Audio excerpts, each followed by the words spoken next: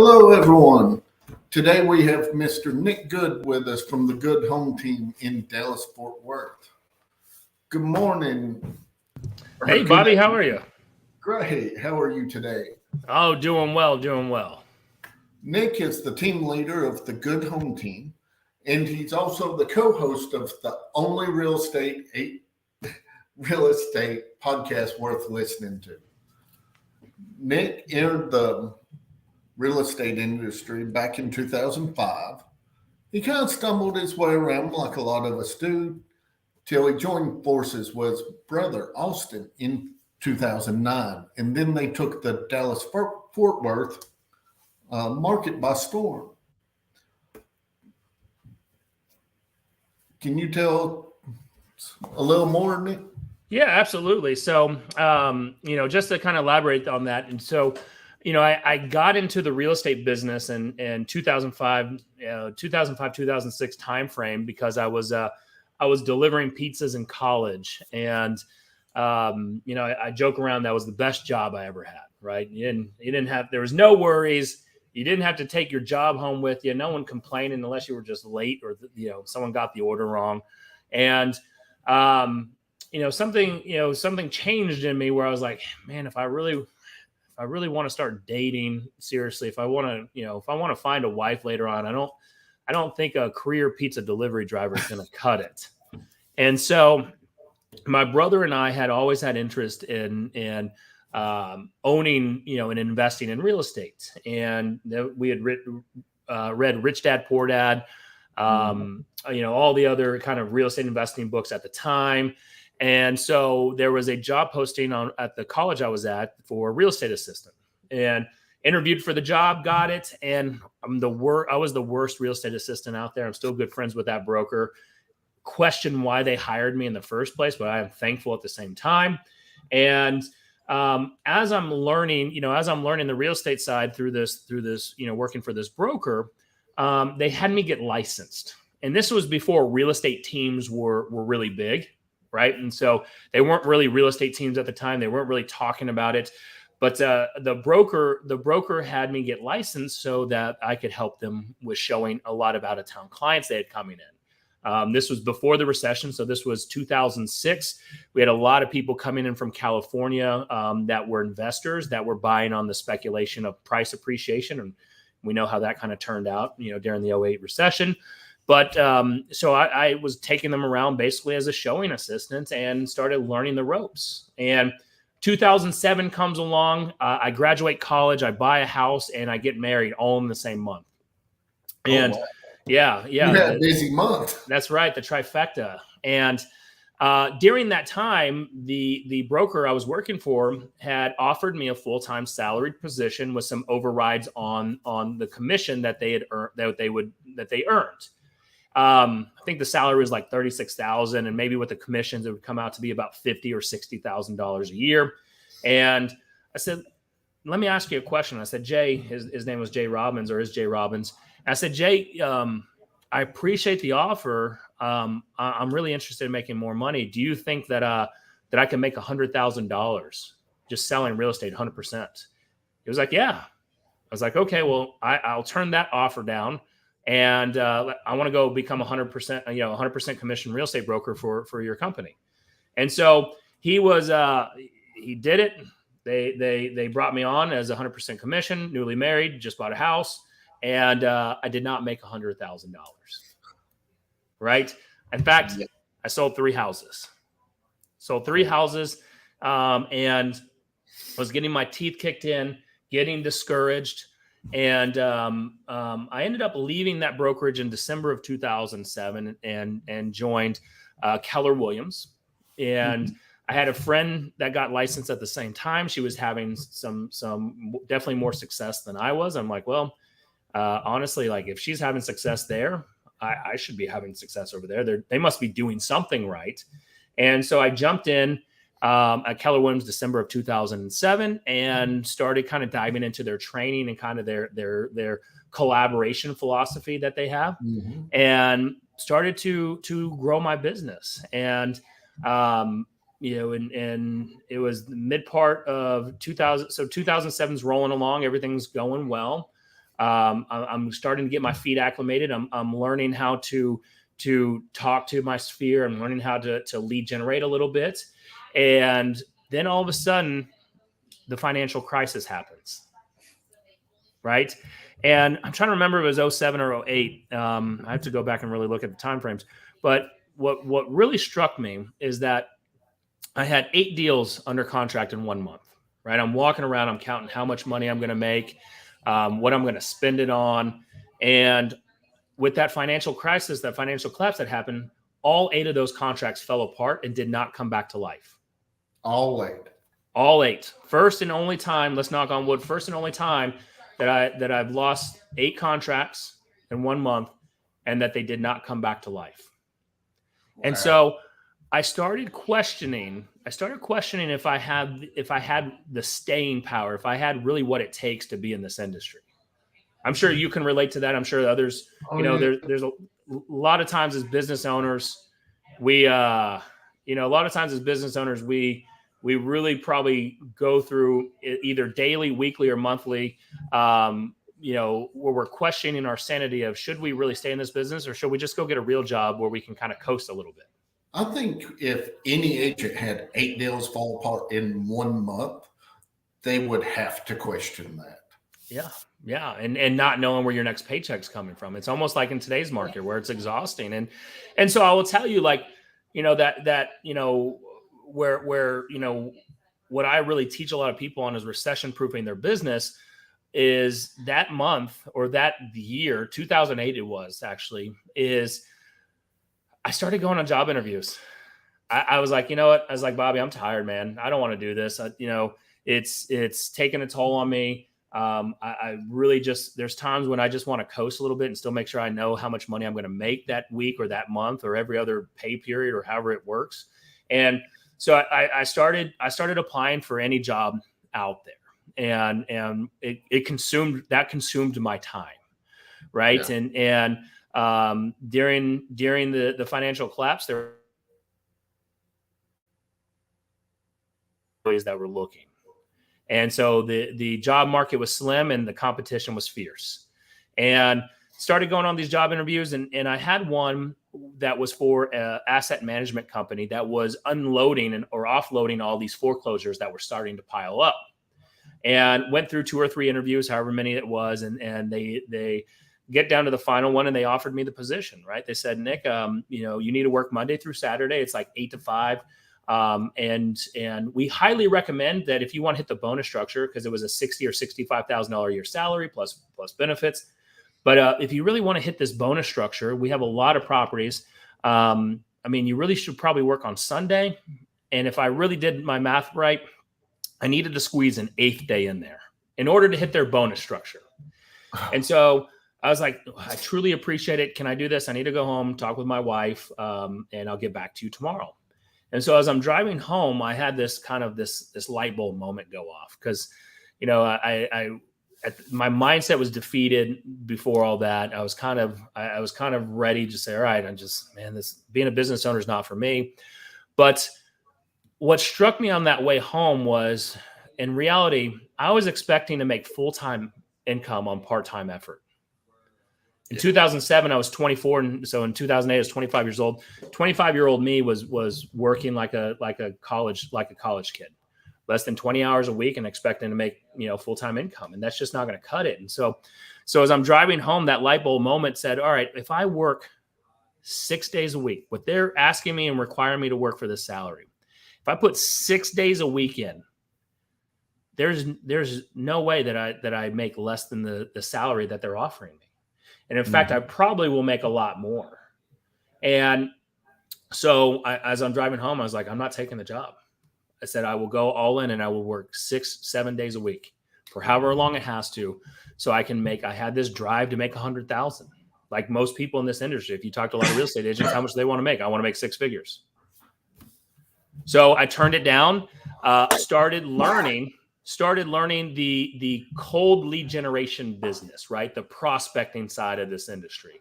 Because when I first got in, what does everyone talk? They say, work your sphere, your family, your friends, everyone that knows, likes, trusts, and love you. Well, at 24 years old, when I got into the business, my friends were either still in college or they just graduated and they were broke. So they weren't buying from me. They didn't own a home, so they weren't selling with me. And my friends' parents weren't using their broke kid's friend. Right? So I tried it. Trust me, I tried it all. And so what I had to learn how to do was get comfortable with the uncomfortable of cold lead generation business. And that was, what was the low-hanging fruit at that time? Expireds. I got comfortable with cold calls. I got comfortable with calling them and finding out why their home didn't sell. What was their motivation to sell? Positioning myself as that expert so that I could set the appointment, go meet with them and show them a better path and a better way to getting their home on the market and sold with me. And as I'm doing that since 2009, I turned that job opportunity down in the mid part of 2008, towards the end of 2008. So since 2009, I've made no less than six figures. And now, fast forward, I own a real estate team that sells, 60 million in volume consistently, 200 plus houses consistently. And has that same philosophy as stayed true, not only for myself, but for my agents. And so it's staying true and consistent to our lead generation and recession proofing our business, which is what we need to do more than ever right now. Oh, absolutely. I totally agree. Now, we talked last week and you had said that this past year you had to take a different look at your business. Yeah. So if I can get a little bit, I might get a little bit real or raw or vulnerable. So I partnered with my brother in 2009 and started growing our real estate business. Everything was going well, and started an investment company. And grew my brother at his direction grew an investment company that has $100 million in under management and assets. October of 2021, my brother took his own life. And so, what that ended up doing was, one, having to deal not only with a family member who's no longer here and going through that, that's also, a key member in our business. So, making sure that as a business owner that, number one is that threw us in a state of chaos. I could only imagine. Yeah. And so what we need to be focusing on as business owners is putting the best systems in place, the right key leverages in place, so that if something bad were to happen where you can't work or you may need to focus on one part of your business and not the other, that it can still grow. Because if you're juggling things, you can only focus at one thing at a time. And if you don't focus on the other, when you don't focus on the other things, what happens? Well, those things start to fall. And so, luckily we have been blessed with amazing team members around us. And they're like family that surrounded us. And I will say that, with our direction, I haven't been able to focus on the residential real estate side as much, because that threw me into now having to go take over a $20 million assisted living build job that need to be complete by a certain time frame.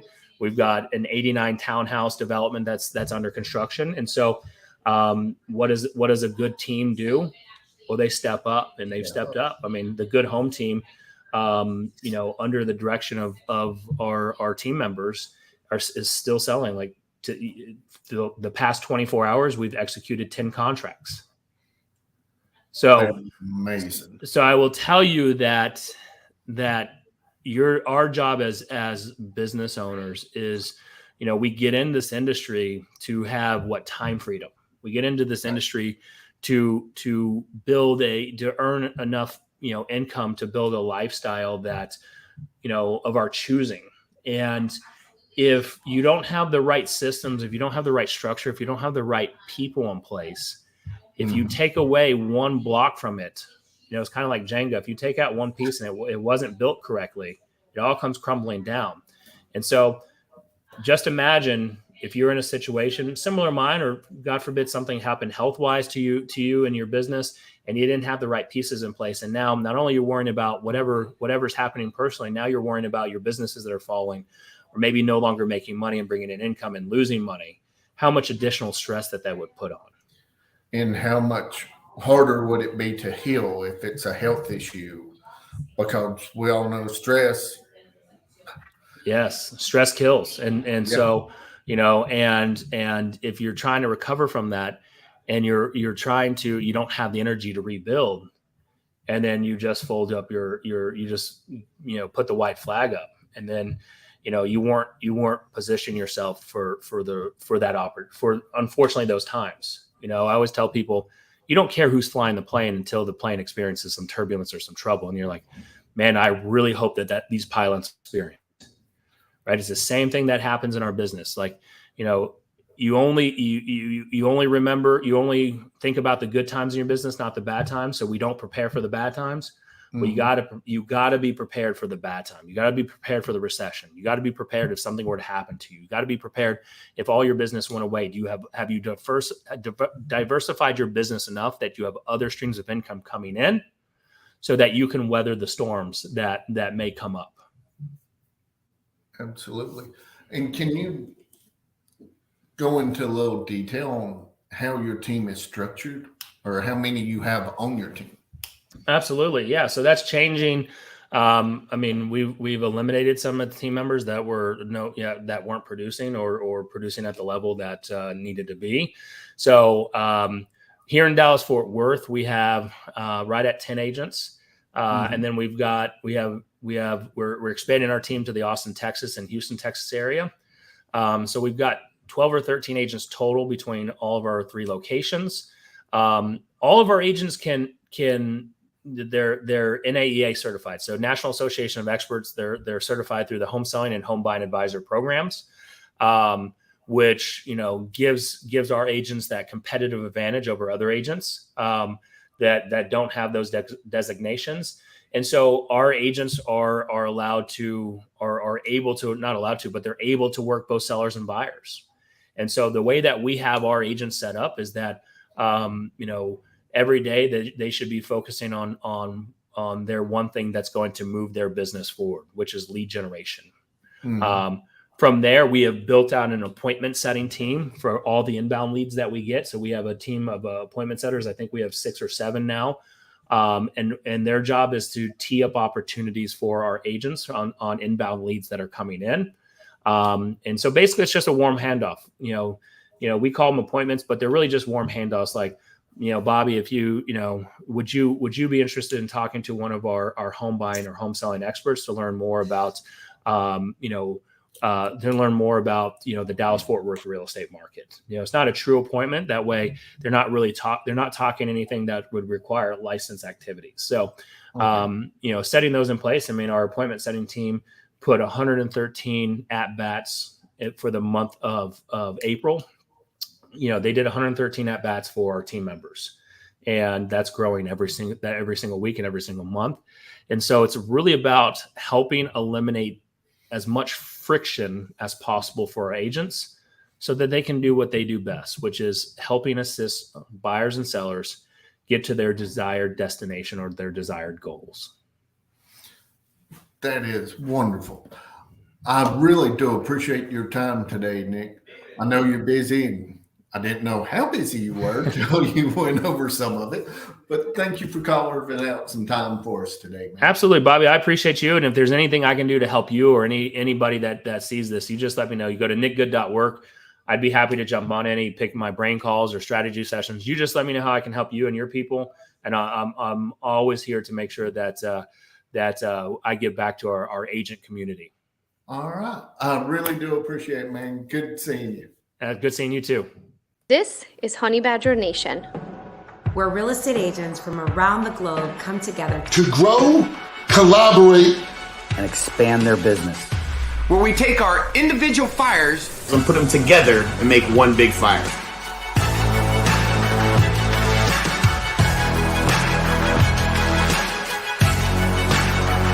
This is the Honey Badger Nation.